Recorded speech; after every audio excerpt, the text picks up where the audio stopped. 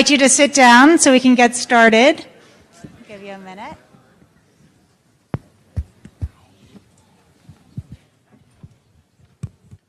Welcome. I just wanted to take a moment. I'm Rachel Smith. I head loyalty and events here at Sotheby's, and thank you to all of you that have been here all day, and to the people just joining us. You're in for a treat. Also, if you're joining us on Facebook Live, feel free to send comments and questions for Michael and David. I wanted to take a moment just now to set the stage for what you're about to listen to, and that pun is every bit intended because what we're talking about is setting a stage, creating a scene, and talking about how the design of a space can have a profound effect on one's experience. Michael and David will be discussing this, whether it be the set design for a play, the stage design for an arena rock concert, or even an exhibition at the auction house. There is the need to find the theater, the drama of the play, the show, or the property, and work in harmony with that, ultimately elevating the whole. So how did all this happen? Well, when this sale came together, the 5 different sales of Americana Week, we realized we needed a special moment. So Sotheby's reached out to David Korins and invited him to be the creative director. Hold on 1 second. See, I'm the nervous one, you guys, not you. To serve as the creative director of the exhibition, and in an effort to illuminate the history, the rarity, and the profound impact this property continues to have on everything from modern-day aesthetics to culture and politics. Working with David and actualizing his vision for this exhibition also speaks to the missive of Sotheby's to contribute to an ever-evolving dialogue about the past and the future.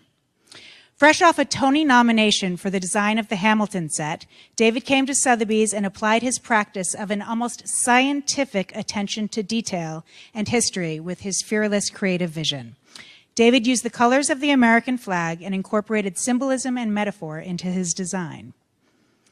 Now, to delve further into this vision behind the exhibition, as well as David's creative process as a whole, we are thrilled to have Michael Paulson here. Michael is the theater reporter for the New York Times and also a Pulitzer Prize-winning author as part of the 2003 Boston Globe church sex abuse scandal, and has written a book called Betrayal: The Crisis of the Catholic Church. It is an honor to have you here, Michael Paulson and David Korins, and I turn it over to you for this conversation. And please feel free to ask questions. Thank you. Great. Hello, and thanks to all of you for being here and to all of you watching us on Facebook. So David, you've been spending the last couple of years of your life with Alexander Hamilton. Personally. Sotheby's calls you up and gives you this opportunity, and you get to look at these letters. What were you looking for as you paged through them? Well, Sotheby's didn't call. David Goodman called.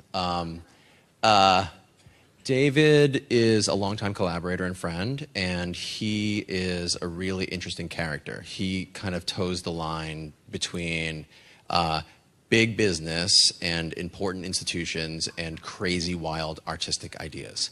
And we've done some wild things in the past. We made a pop-up club experience. We did something honoring the 50th anniversary of the Civil Rights Movement.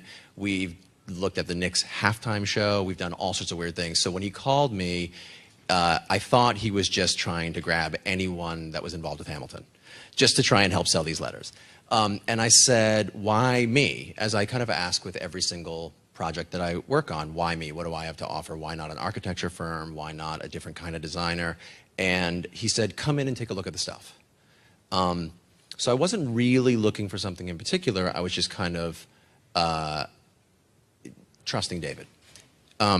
When I saw, the first thing I saw was not the Hamilton letters. I saw some of the 1,300 individual pieces, and I was 3 of which we're interacting with right now. That's the weird thing about an auction house as opposed to a gallery or something else, is you can come up and they encourage you to touch it and feel it and flip it upside down. We're not going to do any of that today. But I was really struck by the unbelievable craftsmanship of the pieces and how, in a country struggling to figure out what it is that we make right now, literally make, every single one of these pieces was handmade and incredible.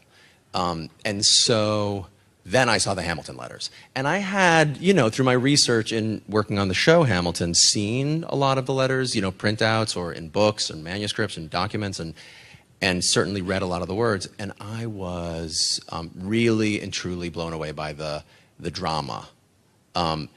It's different than you would imagine, and I would encourage everyone after this thing to go down to the second floor and look at these pieces.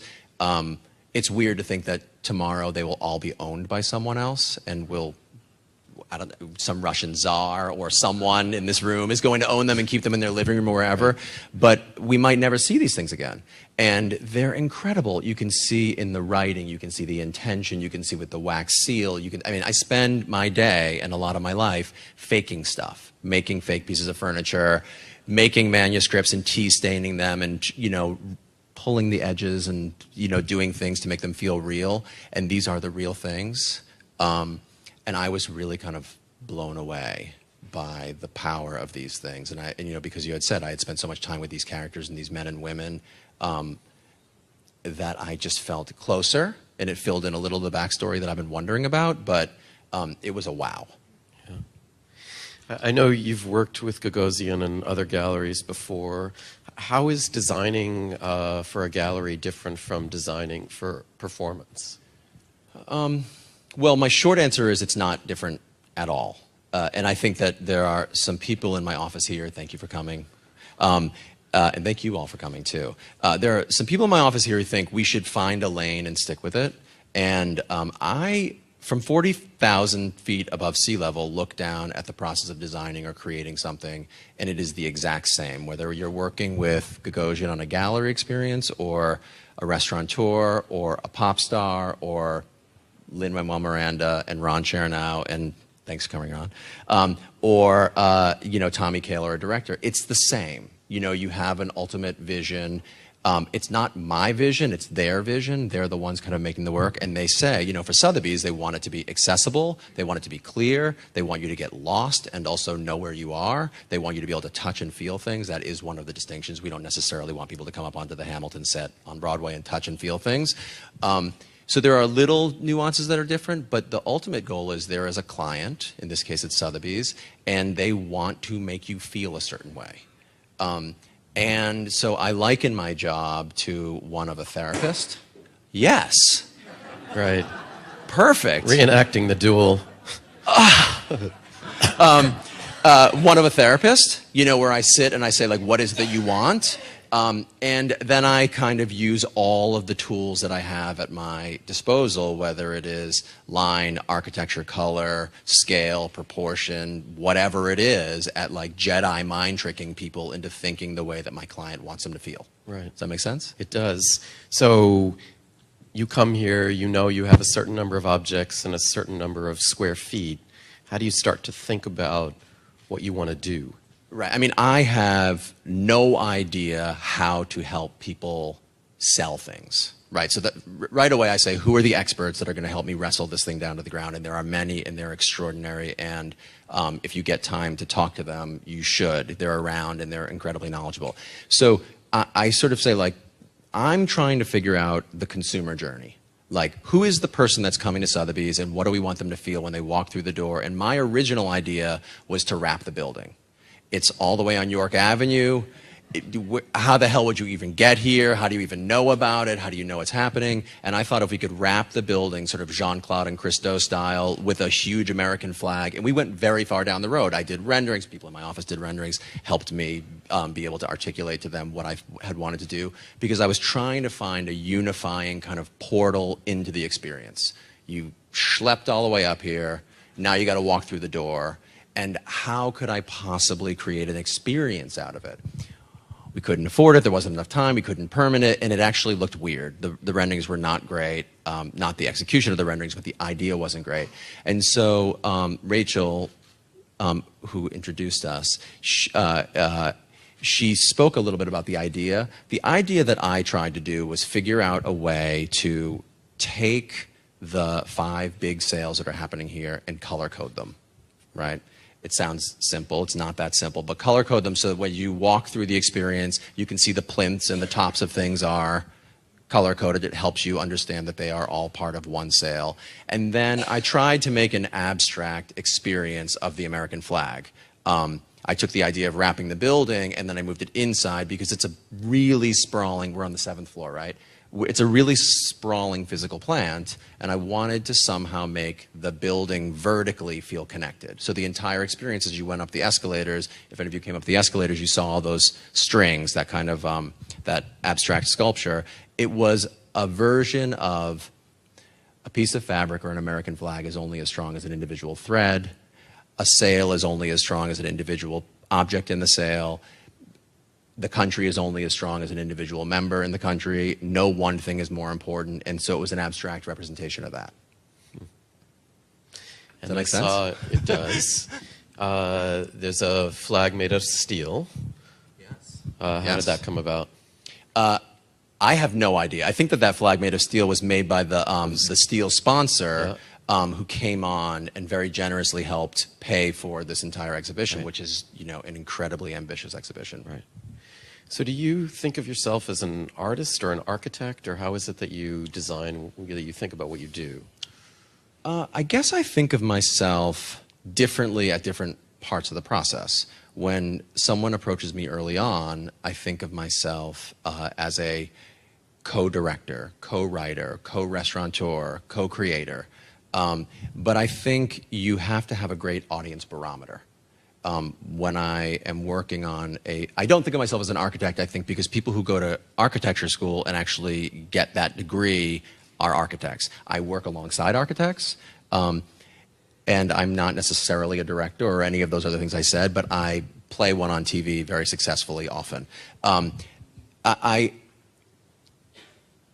never really tried to put myself specifically in one bucket, and I think that's what helps. But the most important bucket, I think, is that audience barometer. You have to put yourself in the position of the person who is going to interact with the thing that you're making. There are a lot of people who create things, and I work with these people all the time, and they're lovely and well-meaning people, but they say to me in the theater, this moment is going to be extraordinary. Oh my God, when they see this thing, it's going to be amazing. And then you watch the audience and they don't get it at all. They shut down, they don't feel it, and I think of myself as someone who has a really pretty good audience barometer. I can, in my mind's eye, imagine the experience of that restaurant, going there and sitting down in that booth and trying to order a meal, or at that rock concert. And really, I think of myself as that. Mostly, I am an advocate for the audience or for the patron, and then I'm a co-creator of the thing. Right. So how did you get into this line of work? I know over the last decade, you've done 18 Broadway shows, you studied theater design. How did this come about? It's funny that you're from Massachusetts, I'm from Massachusetts. We had to come all the way from there to meet and have this conversation. I was in high school. I was always a real athlete, and I was in high school, kind of dabbling in the drama club and the choir. And I was a musician. I played in the band, so I loved the arts. And I really, really wanted the role of Billy Bigelow, who was the lead character in Carousel. And I tried really hard to prepare. I did prepare very hard for this audition. And I had a tragically awful experience happen in which I was not cast as the lead, as Billy Bigelow. I'm sorry. And the drama professor said, but I was cast as Jigger Cragen, who is the bad guy, because it was obviously typecasting. It was a bad guy. And he's the second male lead. And she said, you should think about joining the math teacher, who's the guy that built the sets. And I, in my horrible egotistical brain, thought, if I take the second male lead and I add, you know, building the scenery to those, you know, those two things might add up to be better than the male lead. So I went and I checked it out. And when I went to school, when I graduated, and I enjoyed that process of helping build the scenery. When I went to college, I knew I never wanted to have a audition experience again.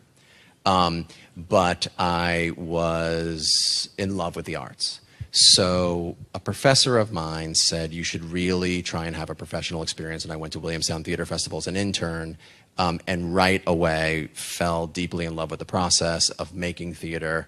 And I was able to see for the first time a trajectory of working professionals and how I could imagine myself as an intern moving forward and progressing and eventually becoming a designer. I didn't really think I was going to become a set designer because I couldn't really imagine that world, but I've always been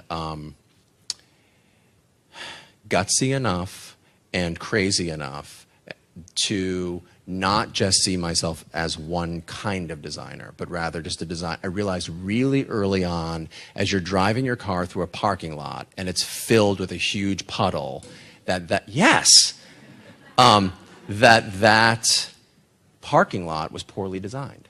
The drainage of the parking lot was poorly designed. And if you open your eyes to that experience, that every single thing in the world needs to be designed, that was really a big moment for me. So there I was getting a kind of formal education in the theater, but I very quickly saw that every single thing needed to be designed, even if it was terribly designed, right. And I thought I could do that, whatever that is.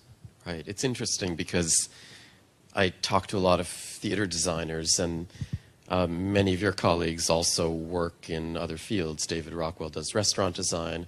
S. Devlin, like you, does opera and pop music. Is that just a financial necessity, or does it fulfill some creative urge? Well, certainly you can't make a living in the theater, right? So I think that you see a whole lot of slashes. I'm a professor / set designer.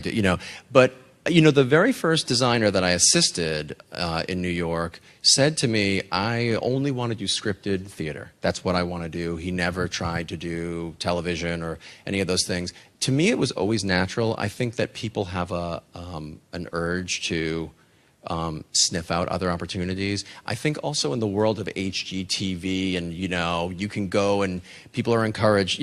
15 or 20 years ago, there wasn't really this thing of Home Depot. You can go pick your paint, learn this process of rag rolling a pattern onto the wall. Design has become really accessible to people, and it's easy. It makes people feel like they can do it. I'm not really sure why we do. There's a fair amount of designers in the theater who don't cross over. Right. It never really made sense to me. I realized I was living in the East Village, and a dear friend of mine who is a Tony Award-winning set designer, and she's incredible. She invited me over to her house and said, will you look at my kitchen? I'm not sure that the refrigerator fits. She had just designed a set with one of the most exquisitely designed kitchens I've ever seen. And she did not have the capacity to measure the refrigerator and the hole in her actual apartment. And I thought, oh, her skills just don't transfer in that way, which was mind-blowing, but true. I've just happily and luckily never had that experience. Right. So you've worked on such a variety of shows, from Annie to Passing Strange. Do you have to like a show to agree to work on it? Yes, you have to like a show. I think that my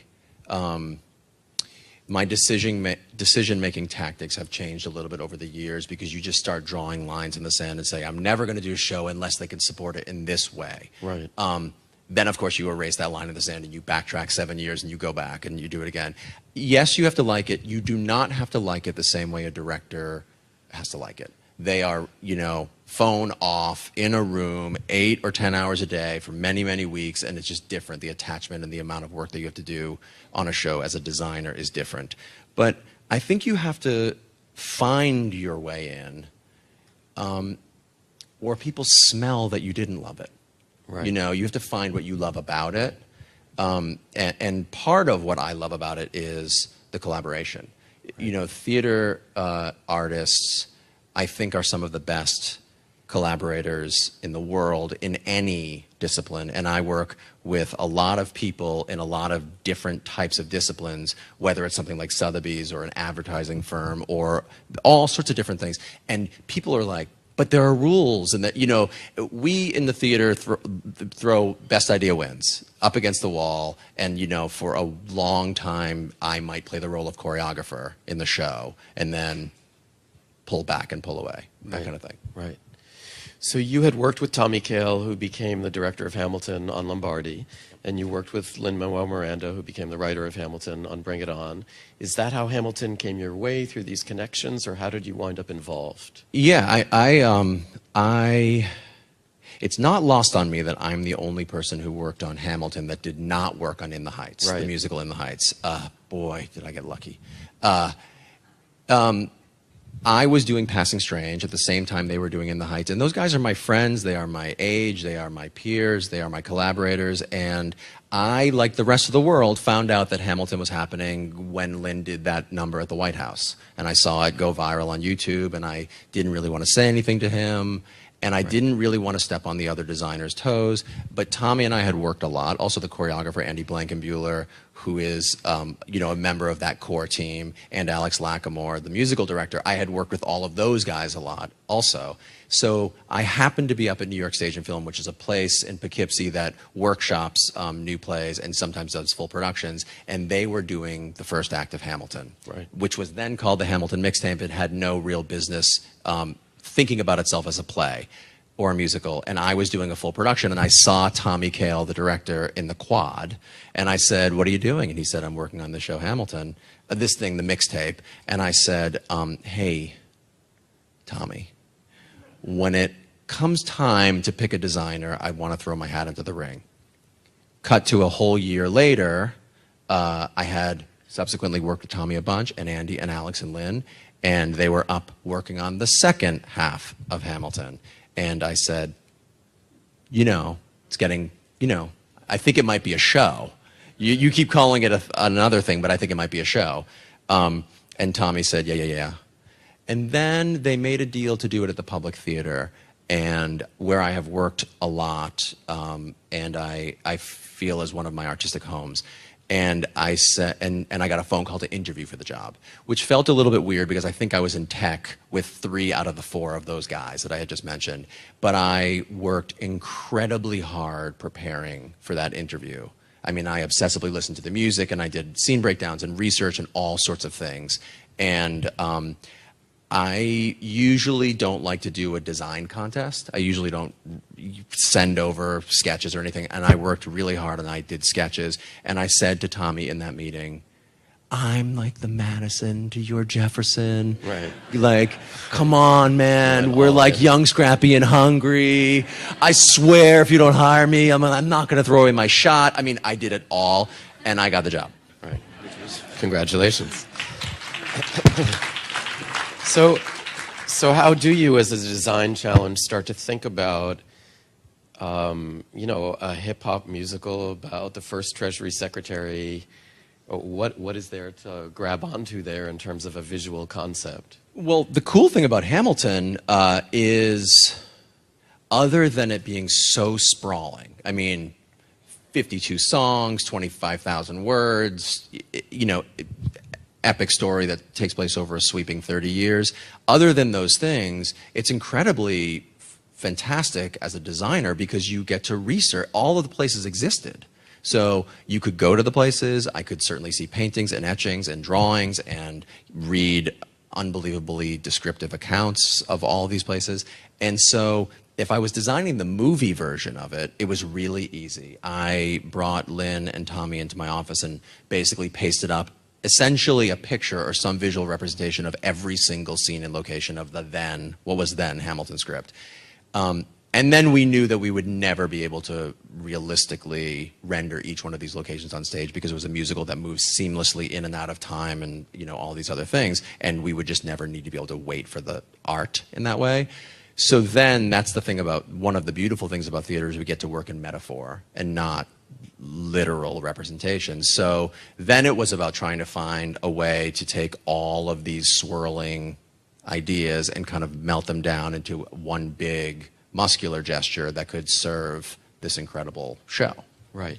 Okay, so you have, I guess, 2 central metaphors. You have the double turntables, and you have the physical scaffolding. Can you talk about what's going on in each of those cases? Yeah, I mean, the turntable, has anyone here seen the show? Okay, pretty good. Facebook Live just blew up. Everyone's seen the show out there.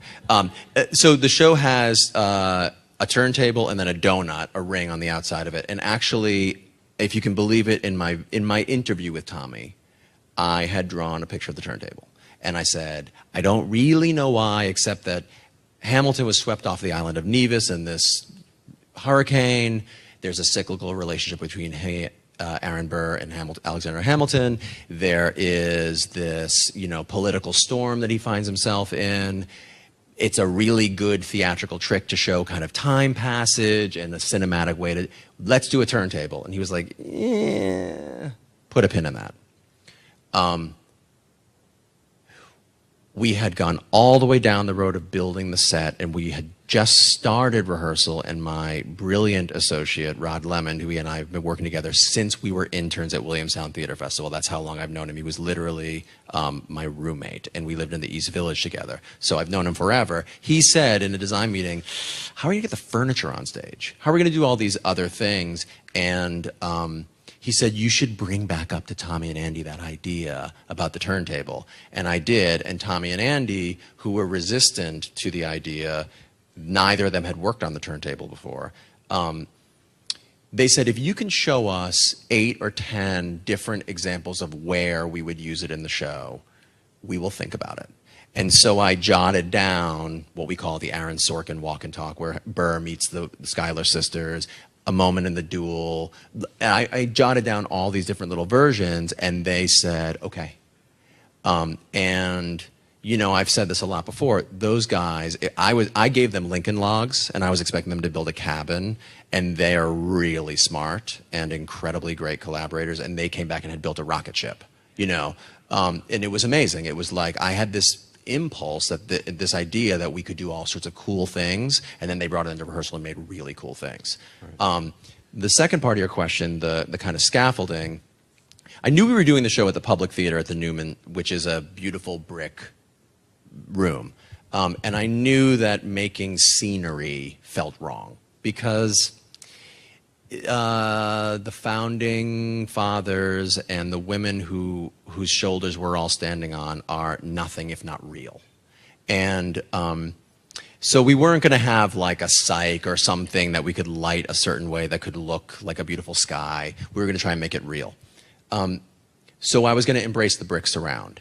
And then, getting back to that metaphor idea, what I wanted to create was a space that felt aspirational and half-built and under construction, and a space that felt like we are telling the story not of the people who built our country, but on the people who built the scaffolding from which our country was built. And so our set design is a version of the scaffolding that is holding up the very foundation of this thing. And you know, this is a thing that I've talked about before, but between Act 1 and Act 2 of Hamilton, we actually fly in 8-foot sections of wall to show progress of the set being built. No one sees this at all. They are busy buying merchandise or going to the bathroom or whatever it is, but this is an example of a very, very subtle design eyelash as opposed to the jawbone of the set. A little eyelash that we add because I feel like every single detail, even if you can't see it happen, adds up to an overall experience, a subconscious experience. When you come back and you sit in your seat and you think,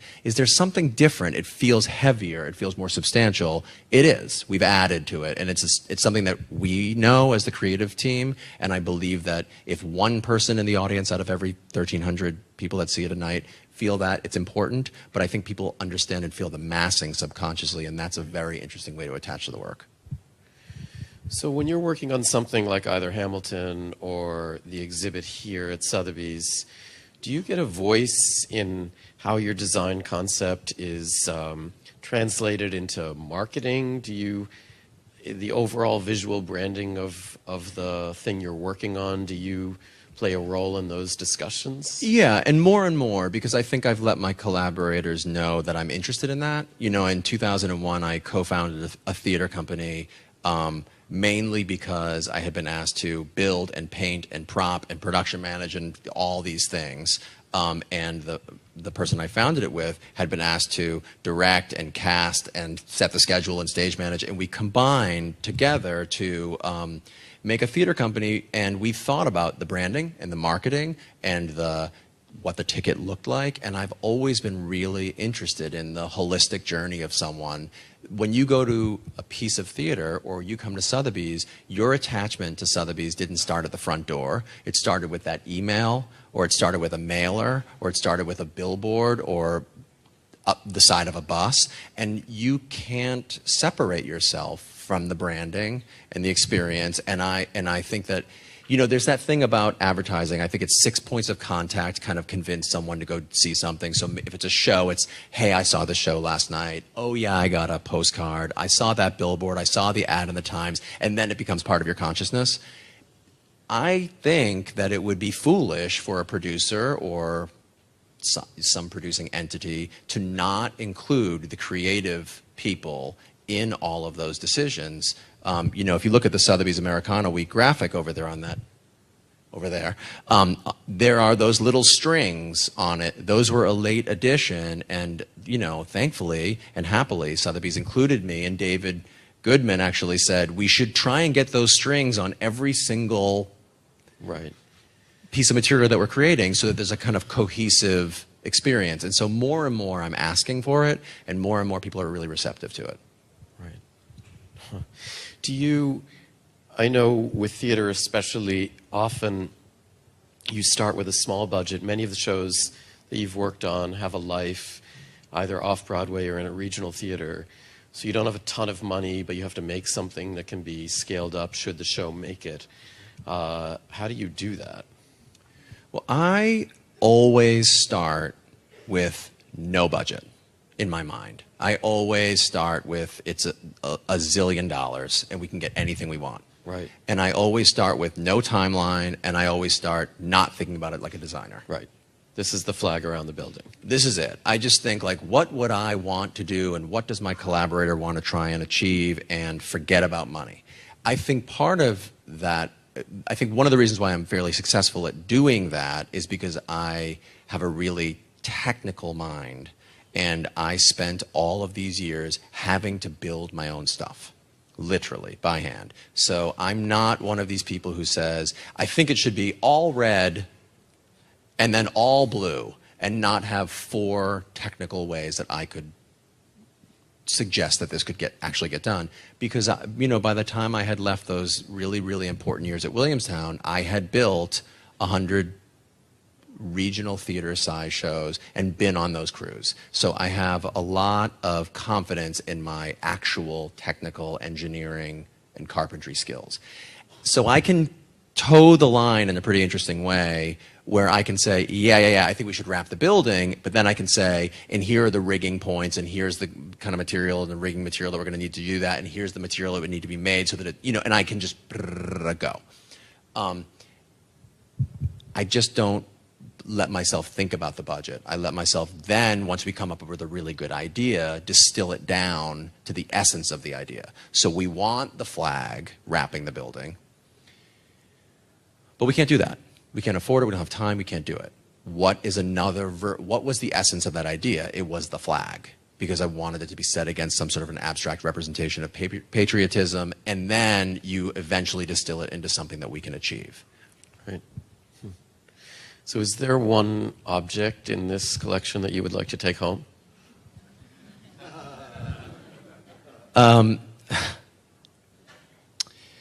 Yes. There is one. I just am torn whether I should say it because don't say it. Don't say it. Yes, there's one. Talk to me about it on Thursday. Wow. Bidding war. Bidding war. All right, bidders. Do you all have questions for us? And if there are questions from Facebook, let us know. David, I'm curious, just your homework for the Hamilton set. Were there particular historical images that had an impact on you? Because you said that you immediately left to a kind of more metaphorical approach. I guess we should repeat the question. And this is Ron Chernow, who wrote the book from which Hamilton is adapted. Congratulations. Yes, he deserves a major round of applause. And he asks if there were, given all the research that you did for Hamilton, were there particular objects or things that you saw that helped inform your design? It's funny. I remember asking Berry Gordy, the founder of Motown, about what the Hitsville home was like in Detroit. I had been to the museum, I had seen the home, and I, was sitting there asking the guy that made it, what was it like? About the design specifically, and he explained to me about a stoop and about the people and about the clothes and about the feeling in the clubs and about nothing about the design. He said nothing about the design. I said, yeah, but what was Studio A like? And he talked to me about what it was like to meet Diana Ross. Nothing about the design. So when you ask me that question, I can, in my head, and I have a pretty good memory, file through my mental Rolodex and think about all of those visual images. And the one that came to my mind had nothing to do with the scenery. And it is the picture, it's the portrait of Hamilton in a green jacket. Which, if you see the show, he spends a fair amount of time in a green jacket, and it was his favorite color, and it's the color of money. And I remember the conversation between Paul Towswell, the costume designer, myself, Tommy Kail, the director, and Andy Blankenbuehler, the choreographer, about what these guys and these men and women were going to wear. And we had to make a real choice because it was a hip-hop musical, and we were, for a moment, going to set it in contemporary clothing. And I had designed a set that was glossy black and steel and a double-decker structure and very modern because we thought it could run parallel to the storytelling. And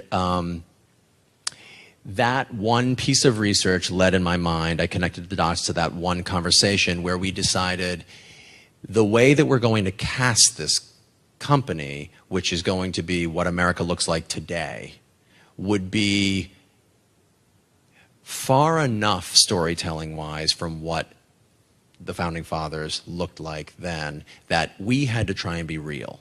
But that picture, Ron, that portrait, to me, unlocked everything. And then the set design was like, yeah, it's going to be brick and it's going to be wood and it's going to be all these other things, but it's going to be real and it's going to be period. And so of all the things, that portrait was the one because we thought, can you imagine Christopher Jackson, an African-American man, playing George Washington? And wouldn't it be amazing not to see him in high tops, but to see him in George Washington's regalia, like fully decked out as General Washington, and that would be the real amazing visual, visceral impact. So it's that picture.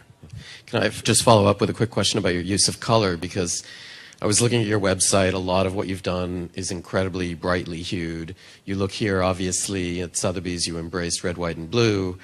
The Hamilton set is almost devoid of color. Why is that? Well, it's funny because a lot of people said to me when I made the Hamilton set, oh, well, it's just brick and it's just wood. And I, in fact, just said that. We went through 33 different variations of brick color and wood color to get that brick color. Right. We had to take into consideration the costumes, the complexions of the performers, the lighting gel, tons of things. So, you know, it's never that simple. So it's the set is not the star of Hamilton. You know, I had to try and find a way to wrestle this insanely genius, crazy work to the ground and serve every single location with the least amount that I possibly could do and then get the hell out of its way. Right. And so the color, it was not about the color. It was about the texture and it was about the making the performers and the words the star. Right. Yes, sir. Why don't you wait for the microphone so that people on Facebook can hear you? I don't have a whole lot of money, so I'm not investing in Broadway plays. But if somebody came to me and said, you know, do you want to invest in a Broadway play? It's going to be hip-hop music about Alexander Hamilton. I said, what on earth are you talking about? Did you have any sense that this would be as successful as it is? No one, you know, you can't imagine that it would be the juggernaut that it is, right? That's, you know, people talk about the best ever. Was Michael Jordan the best player ever, or was LeBron James? Like, you can talk about that all day. I've stopped trying to handicap whether it will be successful or not. I knew when I read it and when I heard the music that I loved it.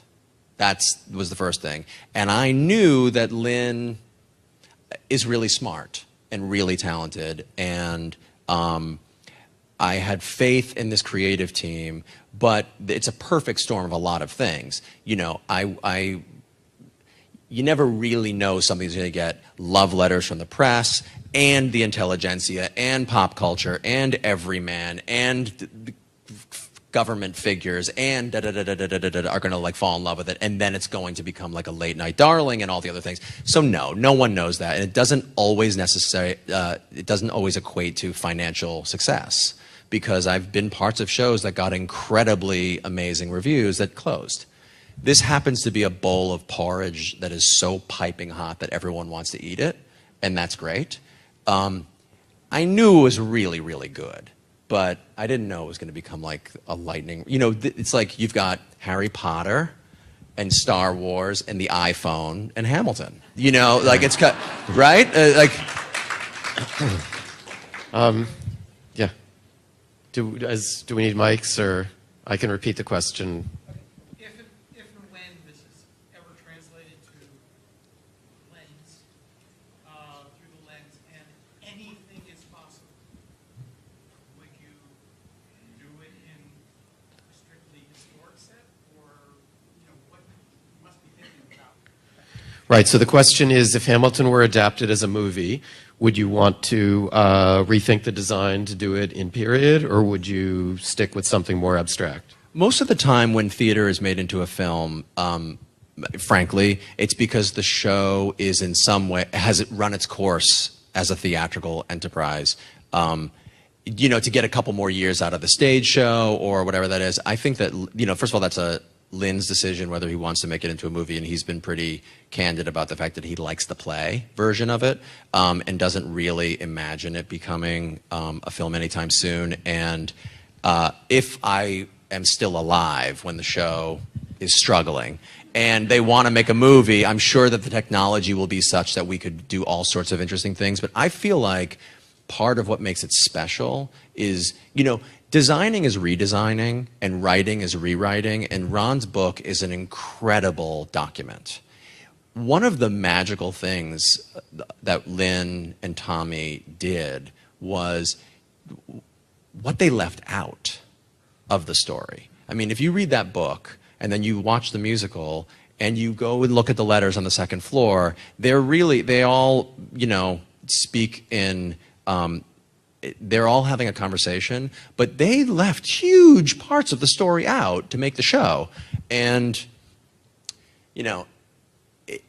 I just think that as it exists as a piece of theater is a really beautiful effort. And I think we're a long way away from the film. Probably people will be like stepping inside film by the time they make it.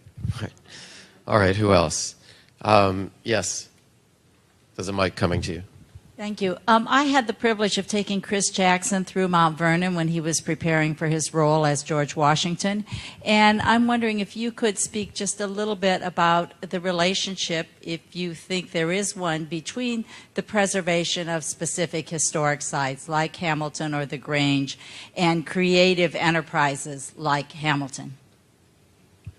Well, I mean, I think that trying to preserve any and all of our history is incredibly important. And it's funny, I think that people get so caught up in our country and from whence we have come. And if anyone has traveled around the world, you realize that we really are the adolescents of the world.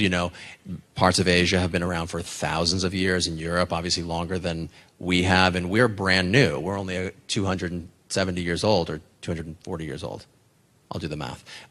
And we kind of behave like we're the crazy adolescents also. I think it's, and even I grew up on the East Coast.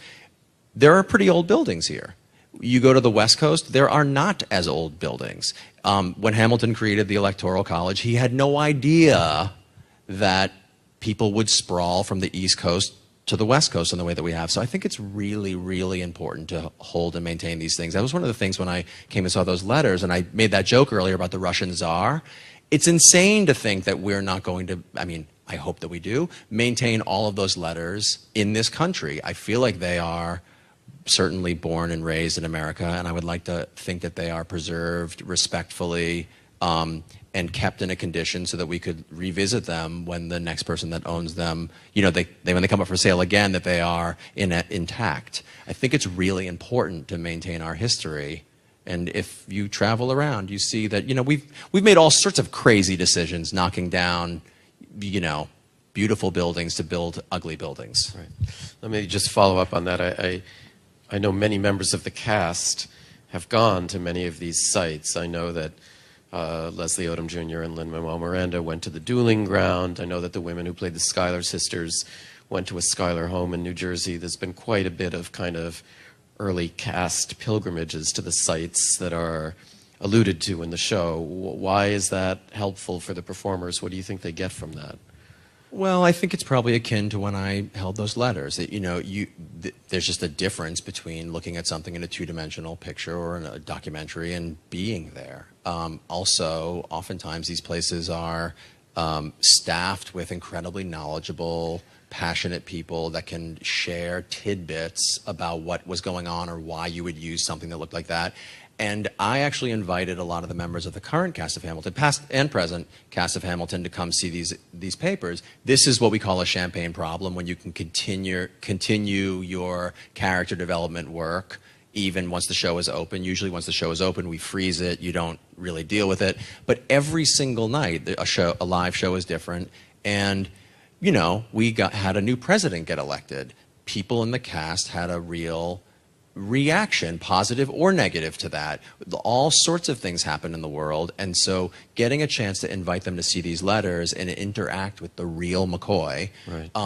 I watched Javier, who is the current Hamilton on Broadway, bawl his eyes out when he held that document, some of these documents downstairs, and you can't unring that bell. He saw a letter. It happened to be a description of a place that was close to Hamilton that is also talked about in the show. And he said to me, I'm going on stage in like 4 hours, and I'm going to imagine this place in a different way. It's something that Lynn didn't know what it looked like, and here it is downstairs. And it's just an incredible thing to be able to continue to develop your character. I know that they were very excited to be able to interact with history on a more real level. Yeah, it is kind of amazing. There's a letter from Philip to his dad. The character development. So this letter from Philip is, Dear Papa. He speaks to his dad about wanting to be a good man, about preparing a 4th of July speech. It's the only, by the way, known letter that Philip wrote to his father, or the only kept letter in existence. He is preparing a speech. He shows it to a professor of his at King's College. The professor reads it, encourages him to cut one of the sentences, in which Philip in the letter says, you remember the sentence, Papa. It's the one that starts like this, da, da, da, da, da. It's my favorite sentence. So you learn so much about dad and son and their relationship, because he's obviously shared with Hamilton this letter, the speech, and they've bonded over the fact they both love the sentence. And then, it's so incredible. Then it's sealed with red wax, which of course, when it was ripped open, it looks kind of like, this is Selby, who tells the story, who is the head of manuscripts and letters at Sotheby's. He tells the story how it feels so dramatic, but when it's open, it's like blood red, and it has like 2 holes in it, and you can't help but drawing a parallel to, the duel. Both of those men in the letter, involved in the letter, were shot and killed in duels, and it's just this unbelievable thing, and it's downstairs as we speak, right. And it's the only letter, and it's so sweet. Yeah. Who else? And if there are questions from Facebook, we're open to those too. Sure. So we have 2 more questions. The first one is going to come from Facebook. Erica wants to know, David, what is it that you personally collect? That's an excellent question. I personally collect experiences and collaborations. And I mean that seriously. I don't, I spend so much of my day creating and sculpting space for people and experiences for people that, my apartment is spare.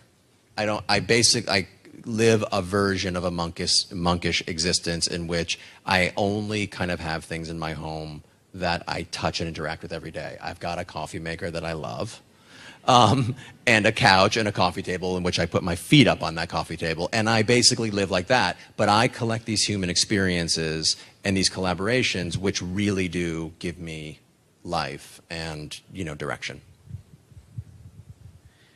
And was there another one from Facebook, or should we take it from the audience? Yes. Hey, David, this question's for you. What was your perception of Sotheby's prior to working with them, and how have they been as a partner? That's a loaded question because I've been talking about that. I've been talking about this for the last 7 months. I thought, like many people, I think, that Sotheby's was a place where rich people came to buy expensive stuff. And it is, but it's also an incredibly accessible, warm, welcoming space with a beautiful cafe on the top floor. And one of the things that David Goodman said to me in our first conversation was, come check it out. Like, I'm trying to infuse the whole building and the whole physical plant with new life, new blood, interesting people. And there was a sale up of kind of contemporary furniture, and the stuff was like $2,000, $3,000, $7,500. It really took me by surprise. And so I've been telling everyone, come check it out. The people that take your coat downstairs and the people that at the information desk are incredibly warm and welcoming. And, I don't find myself often at this location on the Upper East Side here, but certainly it's a place that I would more frequently stop by now, having had this experience. And I feel like there's something here kind of for everything, including at the Americana sale. You have to kind of like zoom in on individual pieces and not get like, don't let the meditation of all 1,300 pieces wash over you. There's like a bowl here for everybody. Wow. That's great. Well, thank you so much. Thank you, Michael. Thank you for doing this, Michael. David. Thank you. And please see David Korins' exhibition and all the pieces. And we invite you to stay for the reception. Floors 2, 3, 4, and 5 are all open, and please stay. Thank you so much for coming. Thanks again, guys.